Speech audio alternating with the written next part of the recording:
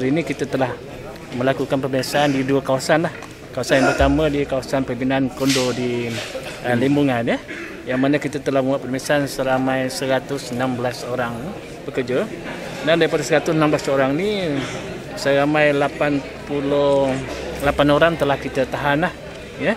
Tahan di di bawah perkara 61C, iaitu yang tidak memiliki sebarang dokumen, Seksyen 61C. Di bawah Seksyen 39B, iaitu dia menyalahgunakan permit dia lah. Permit dia yang diluluskan di kawasan lain tapi dia bekerja di tempat lain. Ada 56 orang, dan manakala 32 orang kita telah bebaskan lah kerana dia memiliki semua dokumen-dokumen lah. Ada segi pecahan yang kita telah tahan tadi, 30 orang daripada warga Indonesia, 1 orang daripada Nepal, 49 daripada Bangladesh dan 8 orang daripada Pakistan ya. Jumlah tadi 88 orang, 85 adalah lelaki dan 3 adalah perempuan lah ya.